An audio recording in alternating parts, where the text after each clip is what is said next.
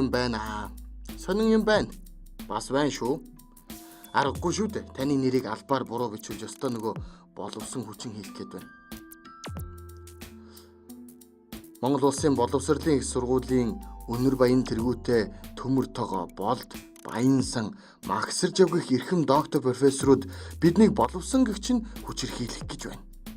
Тодорхойлбол зөв бичих дүрм шинээр баталж тойл бичих гаргах ажлыг эдгээр эрхмүүдэд үүргэсэн юм байх. Гэтэл бичгийн их мэргэд маань нуухыг нь авах гээд нүдийг нь сохлохоор улаарч байна. Засах, ажиг олж хараагүй юм уу эсвэл залах ураад байгаа юм уу бүү мэд. Ямар ч байсан 35 үсгээс хөөхий 4 үсгийг нь гаргуунд нь гаргаж хасах юм гинэ. За золионд гарах болсон 4 үсгийн тухайд хатуугийн зөөлрүүлж харахад хэцүүч хэлэхэд ямар болох үүрэгтэй нь зөөлний тэмдэг.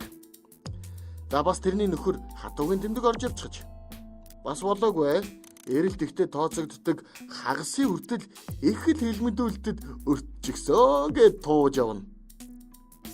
Инхээр одоо нүүдэлчин монголчууд бид хөөхий номхон, намхан, 5 хушуу малынхаа нэг халуун хушуутыг хонь гэж зөөлрүүлэн дуудах эрхгүй болж хоны хэмээн нялуурн дуудах бололтой юм аа. Энэ 3 үсгийг ингээд толгой дараалан хасчихдаг юм байж. Гэтэл бас нэг нөхөр илүү харагдаад байсан бол та. За удаага этгээд бол ерөөсөө хэрэглэгддэггүй шахам юм. Монгол үгийн санд огтоосоо байж тарахгүй царай муутай үс шиг юм чин дээ. Энэ бол ишжээ. За энэ 5 ишийн тухайд нэг их хөөрхийлэн дурсах нь юу вэ бол? Гэхдээ л хөөрхий энэ 5 иш чинь бага ангийн сурах бичигт байдаг хитрхийн мэрэгэн жарахаг зохиогч Салтиков Щедрины нэрэнд орчихсон дууж явдагсан да. Харин Монгол улсын их сургуулийн хитрхи мэрэгэн профессорууд маань одоо хүүхдүүд ном уншихаа болсон юм чинь тэр сахалтай Орсын нэрэнд ордог завхарсан ишчээ үсгийг хогийн сав руу хий гэж дүндэнсэн юм байна. Гэхдээ л манимитийн саваагүй жиргээч нөхөд иш шаваас гэд бичих нь бий л дээ. Тэглээгээд би ямар жиргээнд тэгж бичмээр байна наатаха болж үзгэлтэй нь биш. Хөөхий хэрэггүй үсгнүүдээ хядаад хайчаар оронд нь юу хэрэглэх вэ? Өтөр амар хаан төстэй сонсогдож аваагаар солиод тавьчихна гэх нь мэдээж. Хэрвээ ингэж солигдвол морь хонноос авахуулаад бомон бужигнаан үүсч дунд нь баахан нөхөд толгоон эргэж гүйцэх нь дамжиггүй. Ийхүү тэдний санаа бүтээд хідэн үсэг хомроглоод ажихвал энэ мэрэгэн санаа гаргаснараа их хилээ аварсан баатрууд болж төрийн одон медалаар ингэрээ цоолуулах нь дамжиггүй юм. За дөнгөж үг холбол сурч байгаа хүүхдүүд бол асуудалгүй сурах нь ойлгомжтой. Харин өчнөөн олон жил зөв буруу хольж хутгаж кириллээр сарилгаад ирсэн хүмүүст ердөө нэг л бууж өгөхгүй л байгаа юм да. За адаглаа сонин гарчиглахад тод хараар бичсэн буруу үг сарагдаж өглөөнөөс эхлээд бохинд нь албан байгууллагууд бүгд хаягаа солино гэдэл жинхэнэ завхарсан юм болно. Хятад, ханз, инглиш, монгол хольж бичсэн хаягуудыг буулгаж чаддгүй юм байж.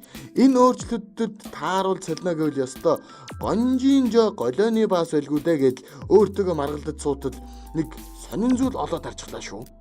Сонин юм байна. Байна бас. За бараг л ингээд батлагдчихлаа гэд багтрах гээд байсан. Би чинь мэл гайхан тэр шүү. Учир нь улсын хурлын дарга Зандаагүйгийн инх болд маань Твиттертэй хідэн нөхөр суугаад дүрм зохиогоо тэрийг нь улс даяар мөрдөх юм уу? Хин томилдог вэ? Хэмээн боловсролын сайд асан Отгон Баяраас ам асууж харагдана. За гэтэл үсэг асах ямар ч тогтоол гараагүй гэж газрын хэрэг эрхлэх газрын дарга хариуллаа. Отгон Баяр гишүүний жиргээ магнад энэлгээд явчихв. Тэрээр үргэлжлүүлж зөв бичгийн дүрм нийгэмд асуудалгүй гинт бужигнуулах санхүүгийн үр дагаврыг тооцохгүй хийх ер нь та бодож үзсэн үү гэж сануулж байна. Улсын хурлын даргад дуламжлаад өгөөч гэлээ. За ямар тач хөөхий номхон хонь минь хоны болж золигдохгүй бололтой. Багш нарын бичиг үсгний асуудал бас дуусахгүй юм. Ямар сандаа энэ онд Монгол улсын боловсролын их сургуулийн 90 жилийн ойд зориулж багшийн сургуулиас гаргасан зөв бичгэд тань туслын номыг зарим ерөнхий боловсролын сургууль хэрэглэж байна. Гэтэл энэ бас л албан ёсоор батлагдаагүй. Ер нь иймэрхүү сурах бичгийн асуудад байнга яригддаг нүдэнд ил юм. Ерөн дээрх мэргэн эрдэмтэд маань хэд гурван үсэг цавчих талаар ам хилээ билүүдэд суухаар эзэн хааныхаа нэрийг Чингис гэхүү гэдгээ тогтоож байвал дээрсэн юм. Зарим нэг нь Монгол өвчгөр бол и үсэгтэй бичдэг. Тиймээс тэгнэ гэд хэрэлдээд дийлдэхгүй байх шүү эрхэм эрдэмтдээ. Иймэрхүү зүйлийг бидэндээ шийдээд өгчихвэл насаараа номын мөр хөөсний чинь хэрэг гарах үз. Харин иймэрхүү хилмигдүүлэлт хийж хатуу зөвлөөр нь ялгаж хаяа нэг гадаад үг бичих эрхийг минь хасч амьтан хүний нэр зэрэндэглээд морь малыг нь хүртэл амар тайван байхгүй асар их хөрөнгө мөнгө урсгах гээд байгаа хідэн оюутнуудаас тань авахуулаад хараа зөгөх хүн хаасайгүй шүү. Эрхэм эрдэмтэд минь бодож тунгааж үзээрэй болохгүй юм ч гэж байхгүй л дээ.